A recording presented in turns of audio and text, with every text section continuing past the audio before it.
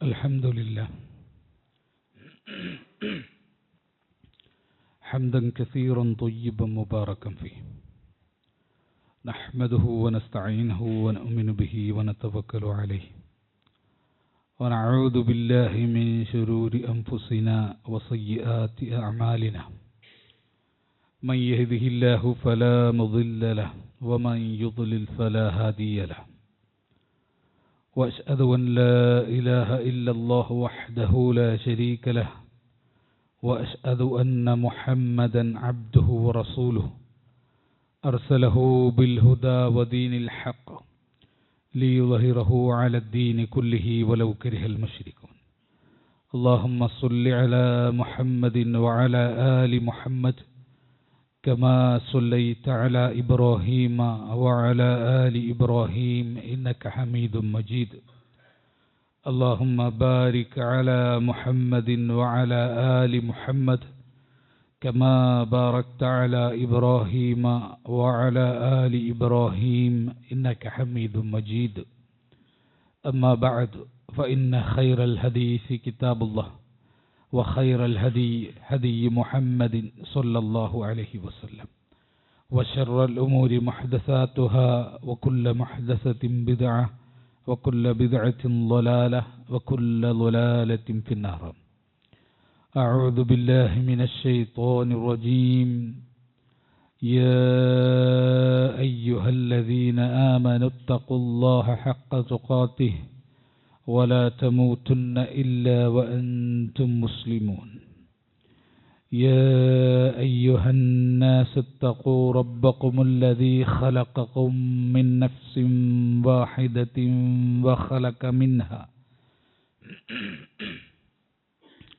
وخلق منها زوجها وبث منهما رجالا كثيرا ونساء واتقوا الله الذي تساءلون به والأرحام إن الله كان عليكم رقيبا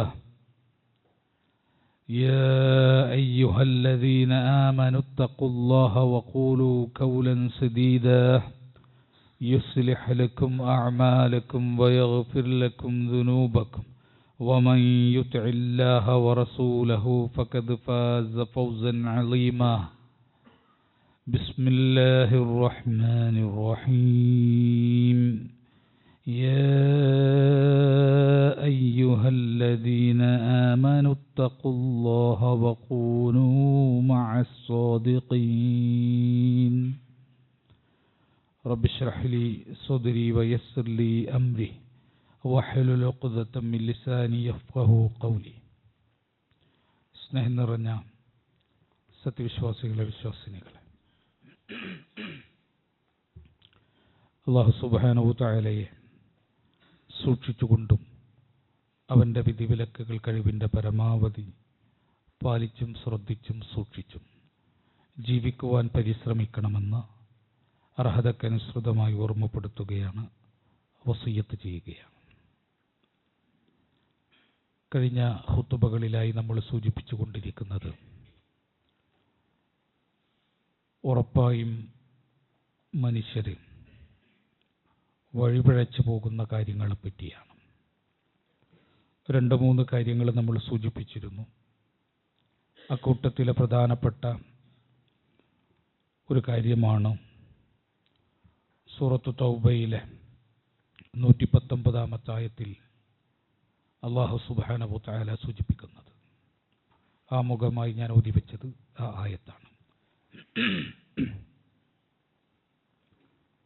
വളരെ പ്രധാനപ്പെട്ട വിശ്വാസികൾ വഞ്ചിതരായി പോകാൻ സാധ്യതയുള്ള ഒരു ഏരിയയെപ്പറ്റി, ഒരു മേഖലയെപ്പറ്റിയാണ് അല്ലാഹു സുബ്ഹാനഹു തആല ഇവിടെ സൂചിപ്പിക്കുന്നത്.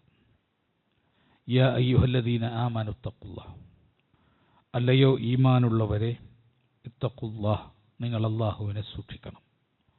വകൂനു മഅസ്സാദിഖീൻ, സത്യസന്ധന്മാരോടൊപ്പം നിങ്ങൾ ആയിത്തീരുകയും വേണം. സത്യം പറയുന്നവരോടൊപ്പം നിങ്ങൾ ചേർന്ന് നിൽക്കുകയും വേണം. അല്ലാഹു സൂചിപ്പിക്കുകയാണ്, ഒരു വിശ്വാസിയെ സംബന്ധിച്ച് ഒറ്റക്ക് നിൽക്കുക എന്നുള്ളത് വഴികേടാണ്. കൂട്ടത്തിൽ ഒറ്റപ്പെട്ടതിനെയാണ് ചെന്നായ പിടിക്കുക. ആട്ടിൻ പറ്റങ്ങളിൽ നിന്ന് ഒറ്റപ്പെട്ടതിനെയാണ് ചെന്നായ പിടിക്കുക എന്ന് റസൂലുള്ളാഹി സ്വല്ലല്ലാഹു അലൈഹി വസല്ലം പഠിപ്പിച്ചിട്ടുണ്ട്. അതുപോലെ ശൈത്താൻ പിടിക്കുക മനുഷ്യരുടെ കൂട്ടത്തിൽ നിന്ന്, വിശ്വാസികളുടെ കൂട്ടത്തിൽ നിന്ന് ഒറ്റപ്പെട്ട് മാറി നടക്കുന്നതിനെയാണ്. അതുകൊണ്ട് വിശ്വാസിയെ സംബന്ധിച്ച് ഒറ്റപ്പെട്ട് നിൽക്കുക എന്നത് അവൻ ആലോചിക്കാൻ സാധ്യമല്ലാത്ത കാര്യമാണ്. അവനെപ്പോഴും ഒരു കൂട്ടമുണ്ടാകണം, കൂട്ടായ്മയുണ്ടാകണം, സംഘമുണ്ടാകണം, സംഘബോധമുണ്ടാകണം, അവനോട് ചേർന്ന് നിൽക്കുന്ന മറ്റു വിശ്വാസികളുണ്ടാകണം. ഇത് അല്ലാഹു സുബ്ഹാനഹു വ തആല ഇസ്ലാമിൻ്റെ തന്നെ ഒരു പ്രത്യേകതയായിട്ട് അല്ലാഹു പഠിപ്പിക്കുന്നതാണ്. എല്ലാ കാര്യത്തിനും റബ്ബ് സുബ്ഹാനഹു വ തആല മുസ്ലിങ്ങൾ കൂടുന്നത്, കൂട്ടമായി നിൽക്കുന്നതിനെ അല്ലാഹു ഇഷ്ടപ്പെടുകയാണ്. അങ്ങനെ കൂട്ടായ്മയിലൂടെയാണ് വിശ്വാസികൾ ജീവിച്ചു പോകേണ്ടത്. അതുകൊണ്ട് തന്നെ വിശ്വാസികളോട് അല്ലാഹു പറയാണ്, വഖൂനു മഅസ്സാദിഖീൻ, നിങ്ങൾ സത്യം പറയുന്നവരോടൊപ്പം, സാദിഖീങ്ങളോടൊപ്പം നിങ്ങൾ ചേർന്ന് നിൽക്കണം. അല്ലാഹു സുബ്ഹാനഹു വ തആല പഠിപ്പിക്കുക. ഇത് രണ്ട് കാര്യങ്ങൾ നമ്മളെ പഠിപ്പിക്കുക. ഒന്ന്, നമ്മൾ ആദ്യം സൂചിപ്പിച്ചതുപോലെ ഒറ്റപ്പെട്ടു നിൽക്കാൻ പാടില്ല എന്ന് നമ്മളെ പഠിപ്പിക്കുന്നു. കൂട്ടായ്മകളിൽ നിന്ന് മുഖം തിരിഞ്ഞ് മാറി നിന്ന് ജീവിക്കുന്ന ജീവിത രീതി സ്വീകരിക്കരുത് എന്ന് നമ്മളെ ബോധ്യപ്പെടുത്തുന്നു. അതോടൊപ്പം തന്നെ ഏത് കൂട്ടായ്മ സ്വീകരിക്കണം എന്നതും ഈ ആയത്തിൽ സ്പഷ്ടമാണ്. എനിക്ക് തോന്നുന്ന എല്ലാ സംഘങ്ങളോടും ചേർന്ന് നിൽക്കാൻ എനിക്ക് പാടില്ല. മറിച്ച് ഏതൊരു സംഘത്തോടൊപ്പമാണോ ഞാൻ ചേർന്ന് നിൽക്കുന്നത് അവർ അസ്സാദിഖീൻ എന്ന് പറഞ്ഞവരുടെ കൂട്ടത്തിലായിരിക്കണം. അവരുടെ അടിസ്ഥാനപരമായ ആശയങ്ങളും ആദർശങ്ങളും പ്രബോധനങ്ങളുമെല്ലാം അസ്സാദിഖീൻ എന്ന വിശേഷണത്തിന് അർഹമാകുന്ന ആളുകളുടേതാണോ, ഇത് നമ്മൾ പരിശോധിക്കണം. നമ്മളൊന്നും പരിശോധിച്ചിട്ടല്ല സംഘങ്ങളെ തിരഞ്ഞെടുക്കാറ്, കൂട്ടായ്മകളെ തിരഞ്ഞെടുക്കാറ്. നമ്മൾ എന്തൊക്കെ ജീവിത സാഹചര്യങ്ങളിലൂടെ പോകുന്നു, അങ്ങനെ നമ്മൾ ചേക്കേറിയതും അങ്ങനെ നമ്മൾ ഒരുമിച്ച് ചേർന്നതുമായിട്ടുള്ള സംഘങ്ങളാണ് നമുക്കുള്ളത്. ഒരുപക്ഷെ നമ്മുടെ കുടുംബപരമായിട്ട് നിലനിൽക്കുന്ന സംഘങ്ങളാകാം, നമ്മുടെ നാടുമായി ബന്ധപ്പെട്ട് നിലനിൽക്കുന്ന സംഘങ്ങളാകാം, നമ്മുടെ കൂട്ടുകാരിലൂടെ ആകൃഷ്ടരായ സംഘങ്ങളാകാം, നമ്മളെ സ്വാധീനിച്ച സംഘങ്ങളാകാം, നമ്മളെ നമ്മുടെ ജീവിതത്തിലേക്ക് വളരെ സ്വാധീനത്തോടു കൂടി കടന്നു വന്ന സംഘങ്ങളാകാം. അങ്ങനെ നമ്മൾ ആ സംഘത്തിൻ്റെ ഭാഗമാകുന്നു. വിശ്വാസി അങ്ങനെയല്ല ഒരു സംഘത്തിൻ്റെ ഭാഗമാകേണ്ടത്. സംഘത്തിലായിരിക്കണം, സംഘമുണ്ടായിരിക്കണം, കൂട്ടായ്മയുണ്ടായിരിക്കണം. പക്ഷേ ആ കൂട്ടായ്മ പരലോകവുമായി ബന്ധപ്പെട്ടതാണ് എന്ന ബോധ്യത്തോടു കൂടിയായിരിക്കണം വിശ്വാസികൾ അവരവരുടെ കൂട്ടായ്മകളെ പരിശോധിക്കണം. നമ്മുടെ സമ്പാദ്യം ഹലാലാണോ ഹറാമാണോ പരിശോധിക്കണ്ടേ? നമ്മുടെ ജീവിതം ഹക്കിലാണോ ബാത്തിലാണോ പരിശോധിക്കണ്ടേ? നമ്മുടെ എല്ലാ രംഗങ്ങളും പരിശോധിക്കണ്ടേ? നമ്മുടെ ഫിഖ്ഹിയായ ധാരണകൾ പരിശോധിക്കണ്ടേ? നമ്മുടെ ഇൽമി ആയിട്ടുള്ള കാര്യങ്ങൾ പരിശോധിക്കണ്ടേ?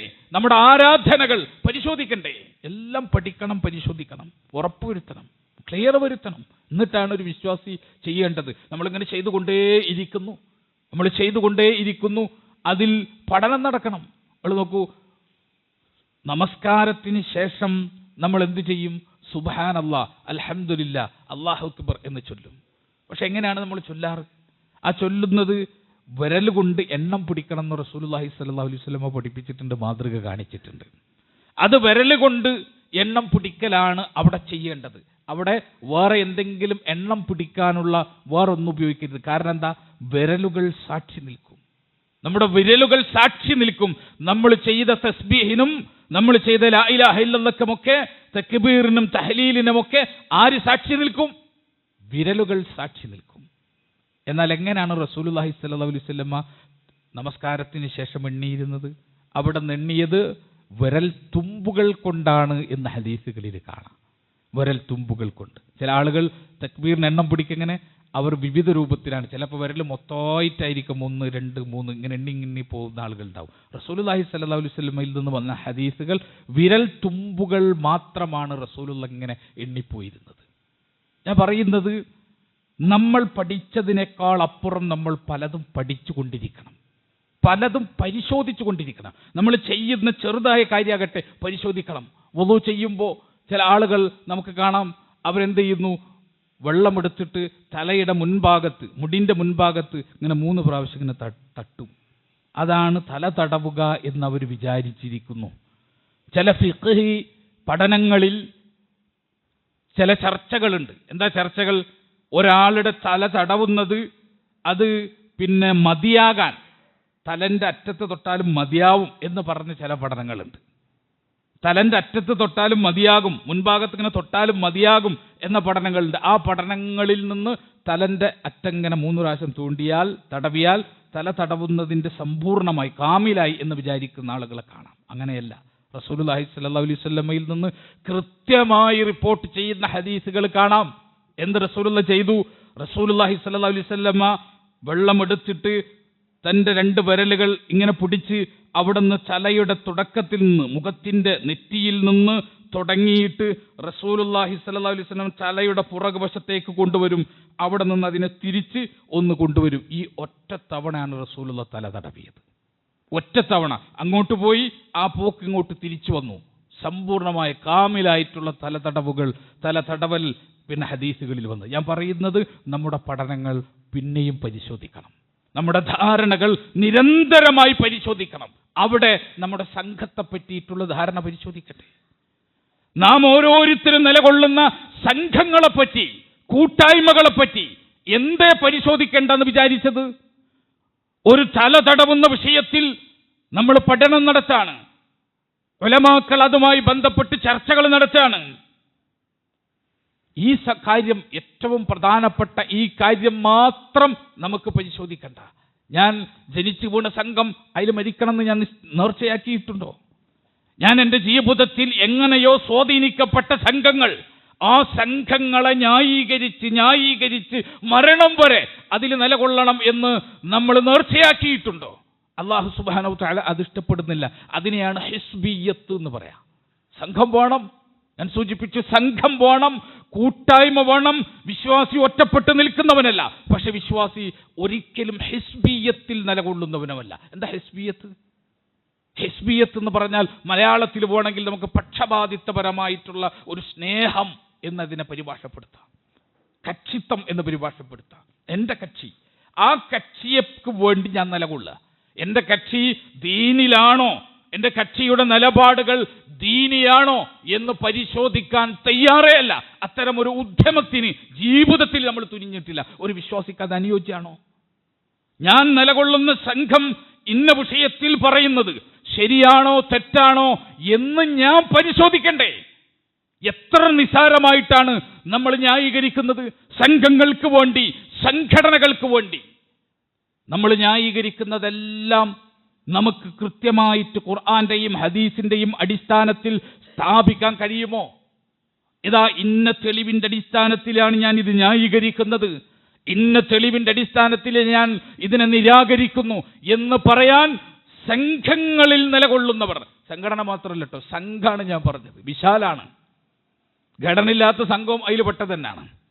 എല്ലാ സംഘങ്ങളും, എല്ലാ സംഘങ്ങളെയും നമ്മൾ നിരന്തരം പരിശോധിക്കണം. നമ്മുടെ പരലോകമായിട്ട് ബന്ധപ്പെട്ടതാ. അല്ലാതെ നമ്മളൊന്ന് ചേക്കേറി എന്ന് വിചാരിച്ചിട്ട് അതിലെന്നിത് മരിക്കണം എന്നില്ല. കാരണം ചില സംഘങ്ങളെ റസൂലുള്ളാഹി സ്വല്ലല്ലാഹു അലൈഹി വസല്ലമ പരിചയപ്പെടുത്തിയിട്ടുണ്ട്.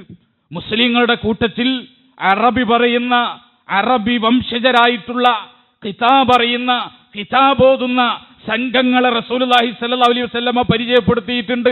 ആർക്ക് പരിചയപ്പെടുത്തി? ഹുദൈഫത്ത് ബിൻ യമാൻ റളിയല്ലാഹു അൻഹുവിനെ പരിചയപ്പെടുത്തി. ഹുദൈഫ റളിയല്ലാഹു അൻഹു റസൂലുള്ളാഹി സ്വല്ലല്ലാഹു അലൈഹി വസല്ലമയോട് നന്മയെപ്പറ്റിയും തിന്മയെപ്പറ്റിയും ചോദിച്ചു കൊണ്ടിരുന്നപ്പോൾ അദ്ദേഹം റസൂലുള്ളാഹിയോട് ചോദിച്ചു, ഫഹൽ ബഅദ ദാലികൽ ഖൈരി മിനശ്ശർ, അല്ലാഹുവിന്റെ റസൂലേ, ഈ നന്മയ്ക്ക് ശേഷം ഇനി ശർറ് വരാനുണ്ടോ? ഇസ്ലാമാകുന്ന നന്മ ഞങ്ങൾക്ക് കിട്ടി, ആ നന്മയ്ക്ക് ശേഷം ഇനി വല്ല ശർറും വരാനുണ്ടോ, വല്ല തിന്മയും വരാനുണ്ടോ? ഖാൽ, റസൂലുള്ളാഹി സ്വല്ലല്ലാഹു അലൈഹി വസല്ലം പറഞ്ഞു, നഅം, വരാനുണ്ട്. ഇസ്ലാമാകുന്ന നന്മയ്ക്ക് ശേഷം വരാനുള്ള തിന്മ ഏതാണ്? ശരിക്ക് സംഘത്തിന്റെ ആളുകളെല്ലാം അടയാളപ്പെടുത്തി വെച്ചേക്കണം. അല്ലാഹുവിന്റെ റസൂൽ പറഞ്ഞു, ദുആത്തുൻ ഇലാ അബിവാബി ജഹന്നം. ദുആത്തുൻ, ദുആത്തുൻ എന്ന് പറഞ്ഞാൽ എന്താ? പ്രബോധകന്മാർ. ദാഇ അതിന്റെ ജംആണ്, ദുആത്ത് അതിന്റെ പ്ലൂറലാണ്. ദുആത്ത് ആരാണ്? പ്രബോധകന്മാർ. ഇലാ അബിവാബി ജഹന്നം, നരക കവാടത്തിലേക്ക് വിളിക്കുന്ന പ്രബോധകന്മാർ, നരക കവാടത്തിലേക്ക് വിളിക്കുന്ന ദാഇമാർ. റസൂലുള്ളാഹി സ്വല്ലല്ലാഹു അലൈഹി വസല്ലം പറഞ്ഞു, അവരങ്ങനെ നരകത്തിലേക്ക് വിളിച്ചോണ്ട് നിന്റെ കാര്യത്തിന് എന്താ സംഭവിക്കാൻ പോകുന്നത്?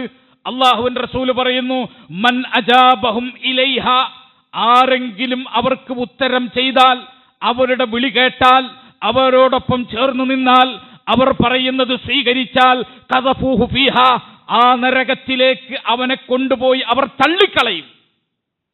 ദുആത്തുൻ ഇല അബിവാബി ജഹന്നം. എപ്പോഴും എപ്പോഴും എപ്പോഴും എപ്പോഴും മനസ്സിലെഴുതി വെക്കണം. ഇത് ഉണ്ടാകും, എല്ലാ കാലത്തും ഉണ്ടാകും. ദുആത്തുൻ ഇല അബിവാബി ജഹന്നം, നരക കവാടത്തിലേക്ക് ക്ഷണിക്കുന്ന പ്രബോധകന്മാർ. ഖുൽതു, ഞാൻ ചോദിച്ചു, ആര്? ഹുദൈഫ റളിയല്ലാഹു അൻഹു ചോദിച്ചു, യാ റസൂലല്ലാഹ് സിഫ്ഹും ലനാ, അല്ലാഹുവിന്റെ റസൂലേ, അവരെപ്പറ്റി ഞങ്ങൾക്ക് അറിവ് തരൂ, അവരെപ്പറ്റി വിശദീകരിച്ചു തരൂ. ഫഖാൽ, അല്ലാഹുവിന്റെ റസൂൽ പറഞ്ഞു, ഹും മിൻ ജിൽദതിനാ വയതകല്ലമൂന ബിഅൽസിനതിനാ, അവർ നമ്മുടെ തൊലികളിൽ നിന്നുള്ളവരാണ്, നമ്മുടെ വംശമാണ്, അറബികളാണ്, അറബികളാണ്. വയതകല്ലമൂന ബിഅൽസിനതിനാ, നമ്മുടെ ഭാഷ സംസാരിക്കുന്നവരാണ്, അറബി സംസാരിക്കുന്നവരാണ്.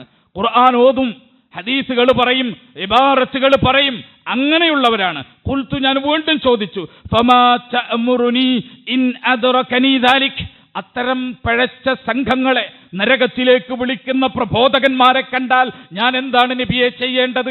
ഞാൻ ജീവിച്ചിരിക്കുമ്പോൾ അത്തരം ആളുകൾ വന്നാൽ ഞാൻ എന്ത് ചെയ്യണം നബിയെ?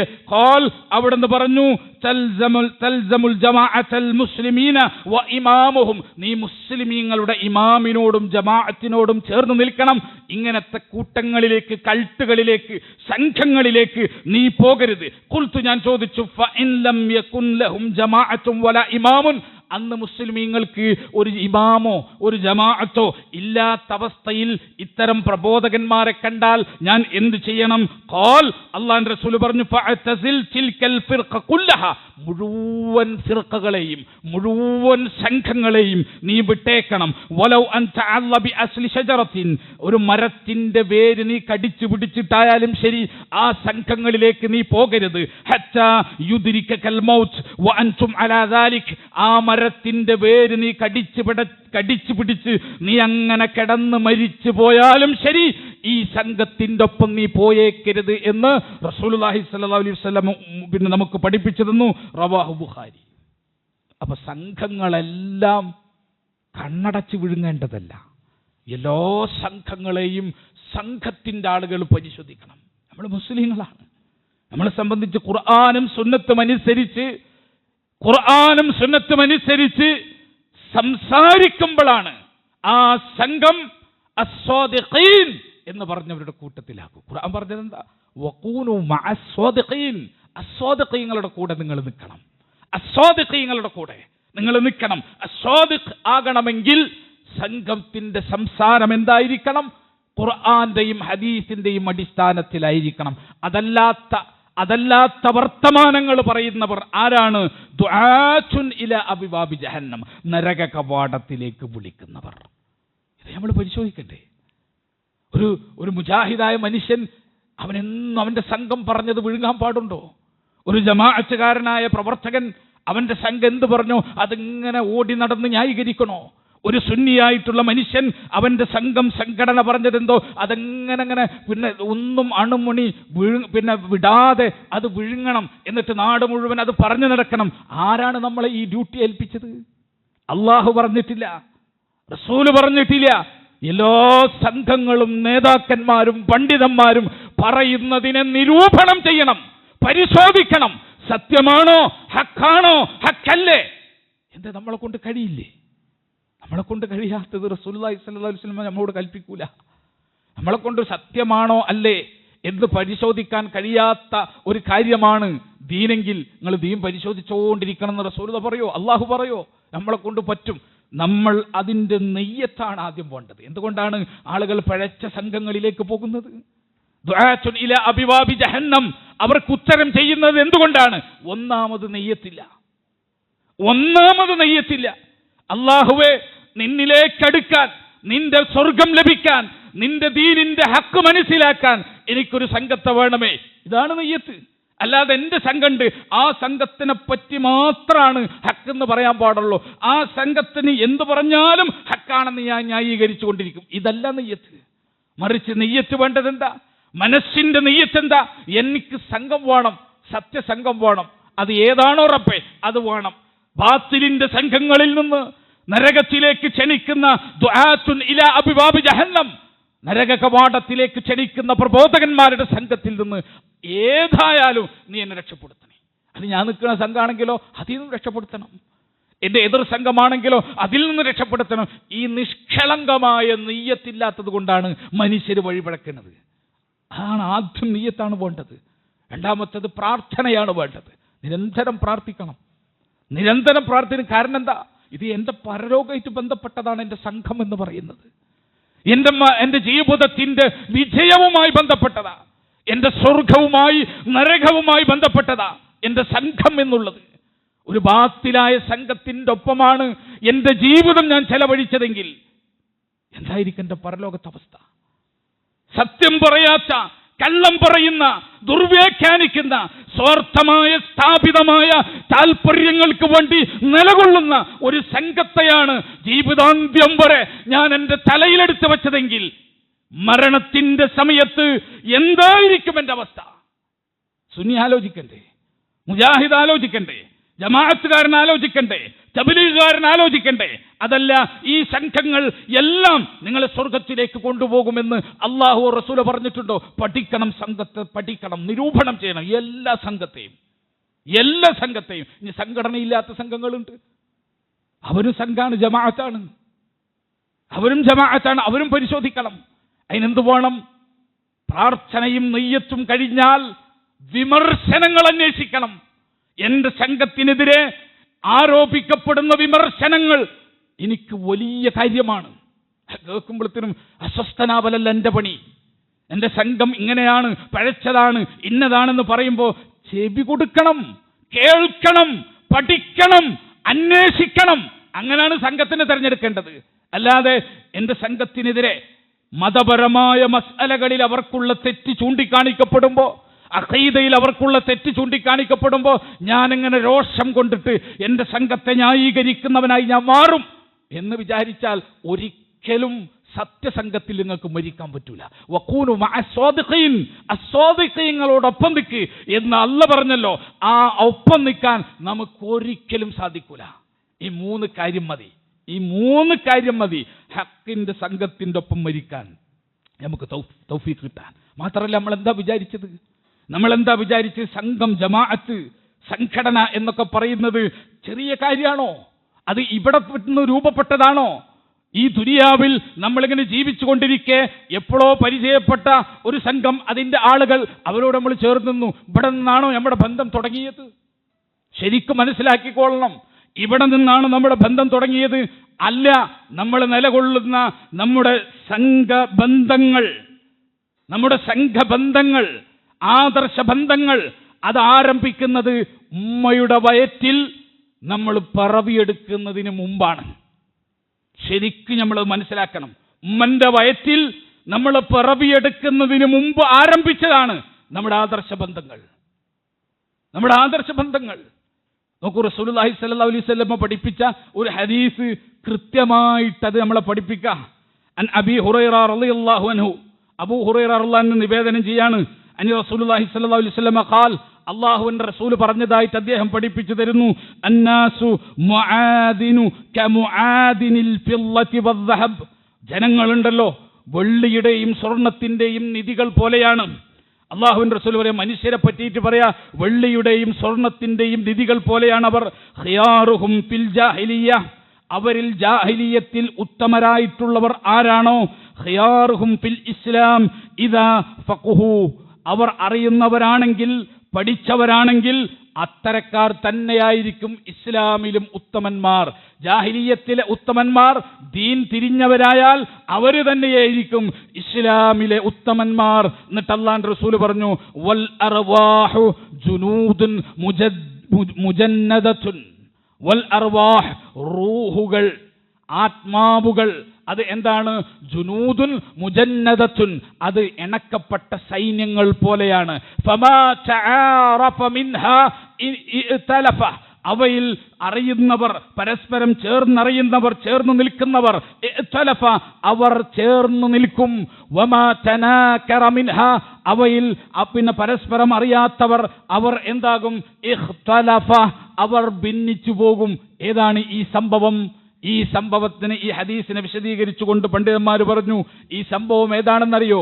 മനുഷ്യന്മാരെ അല്ലാഹു സുബ്ഹാനഹു തആല പടക്കുന്നതിന് മുമ്പ് ആ മനുഷ്യന്മാരെ അല്ലാഹു എന്ത് ചെയ്തിട്ടുണ്ടായിരുന്നു? ആലമുദ്ദറിൽ അല്ലാഹു ഒരുമിച്ച് കൂട്ടിയിട്ടുണ്ടായിരുന്നു. ആലമുദ്ദറിൽ. ഏതാ ആലമുദ്ദർ? വിശുദ്ധ ഖുർആൻ എടുക്കാം, സൂറത്ത് അഅറാഫ് എടുക്കാം, 173-ാമത്തെ ആയത്തെടുക്കാം.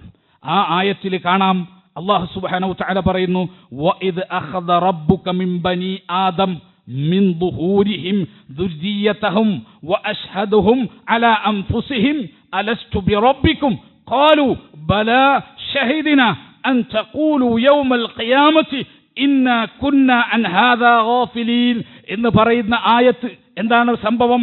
അല്ലാഹു പറയാ, വഇദ് അഖദ റബ്ബുക മിൻ ബനി ആദമ മിൻ ദുഹൂരിഹിം ദുർരിയ്യതഹും, ആദമിനെയും ആദമിന്റെ സന്തതികളെ എന്ന് പറഞ്ഞാൽ മനുഷ്യകുലത്തെ, അവരുടെ മക്കളെ, അഥവാ മനുഷ്യകുലത്തെ മൊത്തമായിട്ട് അല്ലാഹു സുബ്ഹാനഹു തആല അവരോടൊരു കരാറ് വാങ്ങി. എപ്പോഴാ കരാറ് വാങ്ങിയത്? യൗമുൽ മീസാഖ്. എപ്പോഴാ കരാറ് വാങ്ങിയത്? ആലമുൽ മീസാഖ്. ആലമുൽ മീസാഖിൽ വെച്ച്, കരാറിന്റെ ലോകം, അല്ലെങ്കിൽ ആലമുദ്ദർ. ആലമുദ്ദർ എന്ന് പറഞ്ഞാൽ എന്താ? അണൂന്നാർത്ഥം. മനുഷ്യരുടെ ആത്മാക്കളെ മുഴുവൻ ഒരു അണുവലുപ്പത്തിൽ മുഴുവൻ ആത്മാക്കളെയും അല്ലാഹു കൊണ്ടുവന്നു. എവിടെ കൊണ്ടുവന്നു? ആലമുദ്ദറിൽ കൊണ്ടുവന്നു. ആലമുദ്ദറിൽ. എന്നിട്ടോ അവിടെ വെച്ച് അല്ലാഹു അവരോട് ചോദിച്ചു, അലസ്തു ബി റബ്ബിക്കും, ഞാനല്ലയോ നിങ്ങളുടെ രക്ഷിതാവ്? ഞാനല്ലയോ നിങ്ങളുടെ റബ്ബ്? ഞാനല്ലാത്തൊരു റബ്ബ് നിങ്ങൾക്ക് വേണോ എന്നവരോട് ചോദിച്ചു. ഖാലു, മനുഷ്യര് മുഴുവൻ പറഞ്ഞു, ബലാ ഷഹിദിന, ഞങ്ങൾ സാക്ഷിയാണ് റബ്ബേ, നീ മാത്രമാണ് റബ്ബ്, ഞങ്ങൾ സാക്ഷിയാണ്. ആദം നബി അലൈഹിസ്സലാം തുടങ്ങി ഖിയാമത്ത് നാളിൽ അവസാനം ജനിക്കുന്ന മനുഷ്യൻ വരെ അവിടെ നിന്നിട്ട് പറഞ്ഞു, ഞങ്ങൾ സാക്ഷിയാണ്. അതിൽ നമ്മളുണ്ട്. ലോകത്ത് കഴിഞ്ഞു പോയ എല്ലാ മനുഷ്യരുണ്ട്, ഇപ്പൊ ജീവിച്ചിരിക്കുന്ന എല്ലാ മനുഷ്യരുണ്ട്, ഇനി ജനിച്ച് ജീവിക്കാനിരിക്കുന്ന എല്ലാ മനുഷ്യരതിലുണ്ട്. അവരെല്ലാം പറഞ്ഞു, ഷഹിദിന, ഞങ്ങൾ സാക്ഷിയാണ്. എന്നിട്ട് അല്ലാഹു പറയാ, അൻ തഖൂലു യൗമൽ ഖിയാമ ഇന്നാ കുന്നാ അൻ ഹാദാ ഗാഫിലീൻ. ഖിയാമത്ത് നാളിൽ വന്നിട്ട് പടച്ചവനെ മാത്രമാണ് ആരാധിക്കേണ്ടത്, അവൻ മാത്രമാണ് റബ്ബ് എന്നത് എനിക്ക് അറിയിരുന്നില്ല റബ്ബേ, ഞാൻ അതിനെപ്പറ്റി അശ്രദ്ധനായിരുന്നു, അറിഞ്ഞിരുന്നെങ്കിൽ ഞാൻ സ്വീകരിച്ചേനെ എന്ന് നീയൊന്നും പറയാതിരിക്കാൻ വേണ്ടി ഈ ഭൂമിയിൽ നിന്റെ ജീവിതം ആരംഭിക്കുന്നതിന് മുമ്പ് നിന്റെയൊക്കെ ആത്മാവിനെ വിളിച്ചു ചേർത്ത് അല്ലാഹു നിന്നോട് ചോദിച്ചു, നിന്നോട് ഷാഹിദാക്കി, നിന്നെ കൊണ്ട് പ്രതിജ്ഞയെടുപ്പിച്ചു. അതാണ് ആലമുദ്ദറിൽ വെച്ച്, ആലമുദ്ദറിൽ വെച്ച്, അല്ലെങ്കിൽ ആലമുൽ മീസാഖിൽ വെച്ച് നിന്നെയെല്ലാം ഒരുമിച്ച് ചേർത്തു, മനുഷ്യനെ എല്ലാം ഒരുമിച്ച് ചേർത്തു. ആ ഒരുമിച്ച് ചേർത്ത ആത്മാവിനെ പറ്റിയിട്ട് റസൂലുള്ളാഹി പറഞ്ഞത്, ഫമാ തആറഫ മിൻഹാ, അതിൽ പരസ്പരം അറിയുന്നവർ എന്ന് പറഞ്ഞാൽ വിശ്വാസത്തിലും സ്വഭാവത്തിലും സംസ്കാരത്തിലുമൊക്കെ അന്ന് ആലമുദ്ദറിൽ പരസ്പരം ചേർന്ന് നിന്നവർ, ആ ചേർന്ന് നിന്നവരുണ്ടല്ലോ, ഇഖ്തലഫ, ഈ ദുനിയാവിലും അവർ ചേർന്ന് നിൽക്കും. അവർ എവിടെ നിന്നൊക്കെയോ വരും, അവർ എങ്ങനെയൊക്കെയോ കടന്നു വരും, അവരൊന്നാകും, സംഘമാകും. വമാ തനാകറ മിൻഹാ, അന്ന് പരസ്പരം അപരിചിതമായവ, അഥവാ ആദർശത്തിലും സംസ്കാരത്തിലും ചിട്ടയിലുമൊക്കെ പരസ്പരം അകന്നു നിന്ന ആത്മാക്കളുണ്ടല്ലോ, ഇഖ്തലഫ, അവർ ദുനിയാവിൽ ഇഖ്തിലാഫിലാകും, അവർ ഭിന്നിക്കും. നമ്മളങ്ങനെ ചേർന്നിരുന്നിട്ട് കാര്യമില്ല. നമ്മൾ അവിടെ ആലമുദ്ദറിൽ ഇരുന്ന ഒരേ അഖീദയുള്ള, ഒരേ സംസ്കാരമുള്ള, ഒരേ ദീനുള്ളവരായിട്ടാണോ, ഒരേ മനസ്സുള്ളവരായിട്ടാണോ നമ്മൾ ആലമുദ്ദറിൽ ഇരുന്നത് എങ്കിൽ ഈ ദുനിയാവിൽ നമ്മൾ ചേർന്നിരിക്കും. അവിടെ നമ്മൾ ഭിന്നിച്ചിട്ടുണ്ടെങ്കിൽ എന്നെങ്കിലും നമ്മൾ ഭിന്നിക്കും. ഇതാണ് സംഘം എന്ന് പറയുന്നത്. അത് ആത്മാവുമായി ബന്ധപ്പെട്ടതാണ്. വിശുദ്ധ ഖുർആൻ സൂറത്ത് അഅറാഫിന്റെ 173 ആയത്ത് നിങ്ങൾ എടുത്തു നോക്കിക്കോ, പരിശോധിക്കൂ. 2 വ്യാഖ്യാനാണ് മുഫസ്സറുകൾ ആയത്തിന് പറഞ്ഞത്. ഒന്നെന്താ? ഒന്ന്, അള്ളാഹു മനുഷ്യരുടെ മുഴുവൻ ആത്മാക്കളെയും കൊണ്ടുവന്നു എന്ന് പറഞ്ഞാൽ മനുഷ്യരുടെ മുഴുവൻ നൈസർഗിക വാസനയാക്കി പടച്ചവന്റെ ഏകത്വം. അതാണ് ഒരു വ്യാഖ്യാനം. മനുഷ്യരുടെ മുഴുവൻ നൈസർഗികമായ വാസനയാക്കി പടച്ചവന്റെ ഏകത്വം. അവനാണ് റബ്ബ്. ഒരു പടച്ചവനെ പറ്റിയിട്ടുള്ള ബോധം മനുഷ്യന്റെ നൈസർഗികമായിട്ടുള്ള ചിന്തയാക്കി. ഇതൊരു വ്യാഖ്യാനം. രണ്ടാമത്തെ വ്യാഖ്യാനം എന്താ? രണ്ടാമത്തെ വ്യാഖ്യാനം ഈ ഹദീസിന്റെ അടിസ്ഥാനത്തിലാണ്. രണ്ടാമത്തെ വ്യാഖ്യാനം ആ വ്യാഖ്യാതാക്കൾ മുഴുവൻ പറഞ്ഞതെന്താ? മനുഷ്യരുടെ മുഴുവൻ ആത്മാക്കളെ ദുനിയാവിലേക്ക് അല്ലാഹു സുബ്ഹാനഹു തആല പടച്ചയക്കുന്നതിന് മുമ്പ് ആലമുദ്ദറിൽ വെച്ചിട്ട്, ഈ അണുലോകത്ത് വെച്ച്, ആത്മാക്കളുടെ ലോകത്ത് വെച്ച് അല്ലാഹു അവരെ സമ്മേളിപ്പിച്ചു. അന്ന് ചേർന്നിരുന്നവർ, ആദർശ ഐക്യമുള്ളവർ, ദീനി ഐക്യമുള്ളവർ, സാംസ്കാരികമായ ഐക്യമുള്ളവർ, അവർ മുഴുവൻ ചേർന്നിരുന്നു ദുനിയാവിലും. അന്ന് അവിടെ വ്യത്യസ്തപ്പെട്ടു നിന്നവർ, അന്ന് ആദർശപരമായ ദീനിയായിട്ടുള്ള സാംസ്കാരികമായിട്ടുള്ള ചേർച്ചയില്ലാത്തവർ, അവർ ഈ ദുനിയാവിലും ഭിന്നിക്കും എന്നാണ് റസൂലുള്ളാഹി സ്വല്ലല്ലാഹു അലൈഹി വസല്ലം പഠിപ്പിക്കുന്നത് എന്ന് ഈ ആയത്തിനെ വ്യാഖ്യാനിച്ചു. നിങ്ങൾക്കറിയോ, ഈ 2 വ്യാഖ്യാനവും മുഫസ്സറുകൾ പരസ്പരം തള്ളിയിട്ടില്ല. മിക്ക വ്യാഖ്യാനത്തിൽ ഒരു വിഭാഗത്തിന്റെ വ്യാഖ്യാനം മറ്റൊരു വിഭാഗം തള്ളും. പക്ഷേ ഈ വ്യാഖ്യാനം നൈസർഗിക വാസനയെ പറ്റിയാണ് പറയുന്നത് എന്ന് മുൻഗണന കൊടുത്തവർ ഈ പറഞ്ഞ റൂഹുകളെ ചേർത്ത് വെച്ചുകൊണ്ട് എടുപ്പിച്ച പ്രതിജ്ഞയാണ് എന്നതിനെയും അവർ അംഗീകരിച്ചു. അതല്ല, റൂഹുകളെ കൊണ്ടാണ് ചേർത്ത് വെച്ചെടുത്ത പ്രതിജ്ഞയുടെ ലോകത്തെ പറ്റിയാണ് പറയുന്നത് എന്ന് പറഞ്ഞ മുഫസ്സറുകൾ നൈസർഗിക വാസനയെയും സ്വീകരിച്ചു. 2 തഫ്സീറുകളും 2 കൂട്ടരും അംഗീകരിച്ചു എന്ന് പറഞ്ഞാൽ മുസ്ലിങ്ങൾക്കിടയിൽ ഈ പറഞ്ഞതിൽ അഭിപ്രായ വ്യത്യാസമില്ല. ഇജ്മാ ഉള്ള കാര്യം. ഹദീസുകളിൽ വന്ന വ്യാഖ്യാനം, ആയത്തുകളിൽ വന്ന വ്യാഖ്യാനം ഇജ്മാ ഉള്ള കാര്യം. ചില മുഫസ്സറുകൾ എന്ത് ചെയ്തു? ഇബ്നു ജരീറിനെ പോലെ, ഇബ്നു കസീറിനെ പോലെയുള്ള മുഫസ്സറുകൾ നൈസർഗിക വാസനയെ മുന്തിച്ചു. അതാണ് ഇതുകൊണ്ട് ഉദ്ദേശിക്കുന്നത് പറഞ്ഞു. ചില മുഫസ്സറുകൾ എന്ന് പറഞ്ഞു, അല്ല, ആത്മാക്കളെ ചേർത്തിരുത്തി ഈ പറഞ്ഞ പ്രതിജ്ഞ എടുത്തതാണ്. അന്ന് ഐക്യത്തോടെ ഒരേ ആദർശത്തിലും ഒരേ ദീനിലും സംസ്കാരത്തിലും ചേർച്ചയുള്ളവരാണ് ദുനിയാവിലും ചേർന്നിരിക്കുന്നത്. അന്ന് ആ ചേർച്ചയില്ലാത്തവരാണ് ദുനിയാവിൽ വിവിധ സംഘങ്ങളായി പിളർന്ന് മാറി തെറ്റി ഭിന്നിച്ച് നിൽക്കുന്നത് എന്നാണ് പിന്നെ അതിൻ്റെ വ്യാഖ്യാനമെന്ന് ഒരു വിഭാഗം മുഫസ്സറുകൾ നമ്മളെ പഠിപ്പിച്ചു. അതുകൊണ്ട് വിശ്വാസികളെ, സംഘമെന്നത് ഈ ദുനിയാവിൽ നമ്മൾ ജീവിക്കുന്ന ലോകത്ത് ആരൊക്കെയോ ഉണ്ടാക്കിയ ഒരു സിസ്റ്റം മാത്രമല്ല, നമ്മുടെ ആത്മാവുമായി ബന്ധപ്പെട്ടതാണ്. എത്ര സ്നേഹമുണ്ടെങ്കിലും നമുക്കൊരു സംഘത്തിലാകാൻ കഴിയാത്തത് എന്തുകൊണ്ടാണ്? നമുക്ക് എത്ര സ്നേഹമുണ്ട്, പക്ഷെ നമ്മളൊരു സംഘത്തിൽ ഒരുമിക്കുന്നില്ല. കാരണം എന്താ? ആലമുദ്ദറിൽ നമ്മൾ ഒരുമിച്ചിട്ടില്ല. നമുക്ക് വളരെ അധികം വെറുപ്പുണ്ട് പരസ്പരം, പക്ഷെ നമ്മളൊരു സംഘത്തിലാണ്. എന്തുകൊണ്ടാണ്? ആലമുദ്ദറിൽ നമ്മൾ ചേർന്നിരുന്നവരാണ്.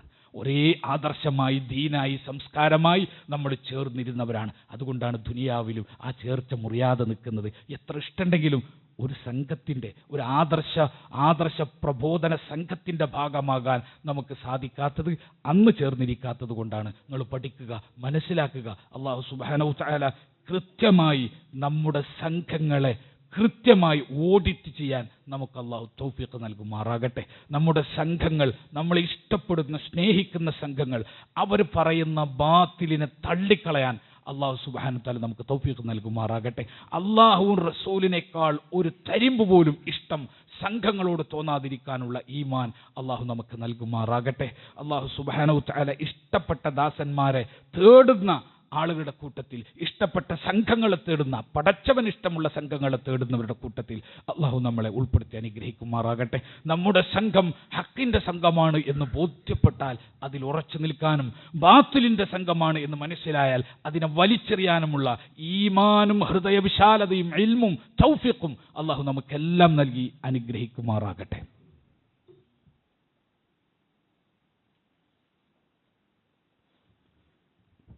الحمد لله حمدا كثيرا طيبا مباركا فيه والصلاة والسلام على خاتم الأنبياء والمرسلين نبينا الحبيب محمد وعلى آله وصحبه أجمعين അമ്മാ ബഅദ് ഇത്തഖുല്ലാഹ ഇബാദല്ലാഹ്. സ്നേഹം നിറഞ്ഞ സത്യവിശ്വാസികളെ, വിശ്വാസിനികളെ, അല്ലാഹു സുബ്ഹാനഹു വ തആലയെ സൂക്ഷിച്ചുകൊണ്ട് ജീവിക്കണമെന്ന് ഒരിക്കൽ കൂടി അർഹതക്കനുസൃതമായി ഓർമ്മപ്പെടുത്തുകയാണ്, വസിയ്യത്ത് ചെയ്യുകയാണ്. ഇൻഷാ അല്ലാഹ് ഇനിയും ഏതാനും ചില കാര്യങ്ങൾ കൂടി വഴിപഴക്കാതിരിക്കാൻ ആഗ്രഹിക്കുന്ന ആളുകൾ വളരെ ശക്തമായി കണിശമായി സൂക്ഷിക്കേണ്ട ചില കാര്യങ്ങൾ കൂടി സൂചിപ്പിക്കാനുണ്ട്. അല്ലാഹു തൗഫീഖ് നൽകി അനുഗ്രഹിക്കുമാറാകട്ടെ. സഹോദരങ്ങളെ, ഫലസ്തീനിലെ സ്ഥിതിഗതികൾ അത്ഭുതപ്പെടുത്തുന്ന വിധത്തിൽ വഷളായിക്കൊണ്ടിരിക്കുകയാണ്. ലോകത്തിൻ്റെ മുൻപിൽ ഒരു നീതിയും നെറിയും ഞങ്ങൾക്കില്ല എന്ന് ആവർത്തിച്ച് പ്രഖ്യാപിക്കുന്ന ദുഷ്ടജനങ്ങളെ കൊണ്ട് നമ്മുടെ സഹോദരങ്ങൾ അവിടെ മരണത്തിനും ജീവിതത്തിനും ഇടയിലുള്ള ഒരു ജീവിതം ജീവിച്ചു തീർക്കുകയാണ്. നമ്മുടെ ഓർമ്മകളിൽ നിന്ന് ഒരിക്കലും അവർ മാഞ്ഞു പോകാൻ പാടില്ല. വിശ്വാസികൾക്ക് പരീക്ഷണം ഉണ്ടാകും, കഠിനമായ പരീക്ഷണം ഉണ്ടാവും. അവർ വിറപ്പിക്കപ്പെടും. അവരുടെ ജീവിതത്തിൽ ഒരു പ്രതീക്ഷയുമില്ലാത്ത വിധത്തിൽ അവരങ്ങേയറ്റം പ്രയാസങ്ങൾ അനുഭവിക്കും. പക്ഷേ അവർക്ക് വേണ്ടി പ്രാർത്ഥിക്കുന്ന ഒരു സംഘം ഉണ്ടാവണം. നമ്മൾ മുസ്ലിമീങ്ങളാണെങ്കിൽ അവിടെയുള്ള മുസ്ലിം സഹോദരങ്ങൾക്ക് വേണ്ടി പ്രാർത്ഥിക്കണം. അവിടെയുള്ള എല്ലാ മനുഷ്യർക്കും വേണ്ടി പ്രാർത്ഥിക്കണം. അവിടെ മുസ്ലിങ്ങൾ മാത്രമല്ല, അവിടെ വിവിധ മതക്കാരുണ്ട്, ഫലസ്തീനികളായിട്ടുള്ള വിവിധ മതക്കാരുണ്ട്. നമ്മളെല്ലാം അവർക്ക് വേണ്ടി പ്രാർത്ഥിച്ചു കൊണ്ടിരിക്കാം. ഒരിക്കലും നമ്മൾ എന്ത് ചെയ്യരുത്, അവരുടെ പ്രശ്നങ്ങളും പ്രയാസങ്ങളെയും പറ്റി കേൾക്കുന്ന സമയത്ത് അതിൽ നിന്ന് മനസ്സിനെയും ഓർമ്മയെയും പിന്തിരിപ്പിച്ചു പോകരുത്. എപ്പോഴൊക്കെ അവരനുഭവിക്കുന്ന പ്രശ്നങ്ങൾ കേൾക്കുന്നുവോ അപ്പോഴൊക്കെ നമ്മൾ പ്രാർത്ഥിക്കുക. ലോകം അവർക്ക് വേണ്ടി സംസാരിച്ചു തുടങ്ങുന്നു. 45 രാജ്യങ്ങളിൽ നിന്ന് അവർക്ക് വേണ്ടിയിട്ടുള്ള വിഭവ സമാഹാരങ്ങളുമായി പിന്നെ കപ്പലുകൾ പുറപ്പെട്ടത് നമ്മൾ അറിഞ്ഞു. അതുപോലും തടയുകയാണ്, അതുപോലും നിഷേധിക്കുകയാണ്. പ്രതീകാത്മകമാണ് ആ യാത്ര. ഭക്ഷണത്തിക്കാനല്ല എന്ന് നമുക്കറിയാം. മറിച്ച് ഇസ്രായേൽ കാണിക്കുന്ന അന്താരാഷ്ട്ര മര്യാദയുടെ ലംഘനത്തെ ചോദ്യം ചെയ്യുകയും ഇസ്രായേലിന് അവിടുത്തെ കടലിൻ്റെ കുത്തവാവകാശമില്ല എന്ന് പ്രഖ്യാപിക്കാനുമാണ് ആ യാത്ര എന്ന് നമുക്കറിയാം. പക്ഷേ അതുപോലും തടയാൻ ഒരു മനക്കുത്തില്ലാത്ത വിധത്തിൽ അവർ അത്രമേൽ ക്രൂരമായിരിക്കുന്ന മനസ്സിൻ്റെ ഉടമകളായി സയനിസ്റ്റുകൾ മാറിയിരിക്കുകയാണ്. അതുകൊണ്ട് നിരന്തരമായി പ്രാർത്ഥിക്കുക. പ്രാർത്ഥനയല്ലാത്ത ഒന്നും ചെയ്യാൻ നമുക്ക് സാധ്യമല്ലാത്ത അവസ്ഥയാണ്. ലോകത്തിൻ്റെ ഘടന അങ്ങനെയാണ്. നമ്മളൊരാൾ ഇവിടെ നിന്ന് വിചാരിച്ചാൽ ഒന്നും ചെയ്യാൻ സാധിക്കില്ല. ദുആ ചെയ്യാനാണ്. ആ ദുആ നിരന്തരം നമ്മൾ ചെയ്യുക. അല്ലാഹു സുബ്ഹാനഹു വ തആല നമ്മുടെ സഹോദരങ്ങൾക്ക് സമാധാനവും സ്വസ്ഥതയും നൽകുമാറാകട്ടെ. അല്ലാഹുമ്മൻസുർ ഇഖ്വാനനാ ഫീ ഫലസ്തീൻ, അല്ലാഹുമ്മൻസുർ ഇഖ്വാനനാ ഫീ ഫലസ്തീൻ, അല്ലാഹുമ്മൻസുർ ഇഖ്വാനനാ ഫീ ഗസ്സ, അല്ലാഹുമ്മൻസുർ ഇഖ്വാനനാ ഫീ ഗസ്സ, അല്ലാഹുമ്മ സബ്ബിത് അഖ്ദാമഹും, اللهم ثبت أقدامهم، اللهم ثبت أقدامهم، اللهم انصرهم على أعدائهم نصرا كاملا، اللهم انصرهم على أعدائهم نصرا كاملا، اللهم انصر إخواننا في فلسطين، اللهم انصر إخواننا في فلسطين وإخواننا في غزة، اللهم ثبتهم أقدامهم. റബ്ബ് സുബ്ഹാനഹു വ തആല അവരുടെ പാദങ്ങൾ ഉറപ്പിച്ച് നിർത്തുകയും അവരുടെ സ്വാതന്ത്ര്യം അല്ലാഹു നൽകുകയും അവരെ ഉപദ്രവിക്കുന്ന, അവരെ നശിപ്പിക്കുന്ന ആ ശത്രുക്കൾക്ക് അല്ലാഹു നാശം വിതക്കുകയും അവൻ്റെ ശാപത്തിനിരയാകുകയും ചെയ്യുമാറാകട്ടെ.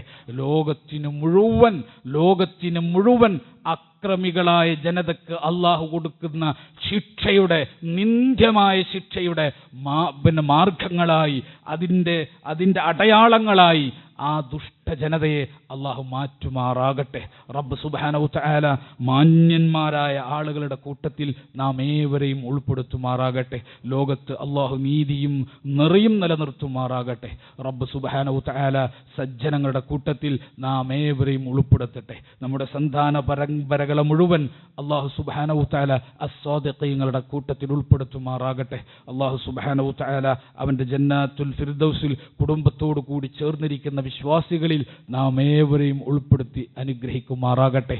അറിഞ്ഞും അറിയാതെയും പരസ്യമായും രഹസ്യമായും നമ്മിൽ സംഭവിച്ചു പോയ എല്ലാ തെറ്റുകളും കുറ്റങ്ങളും പാപങ്ങളും ഒന്നൊഴിയാതെ റബ്ബ് നമുക്ക് വിട്ടുപുറത്തു മാപ്പാക്കി തരുമാറാകട്ടെ.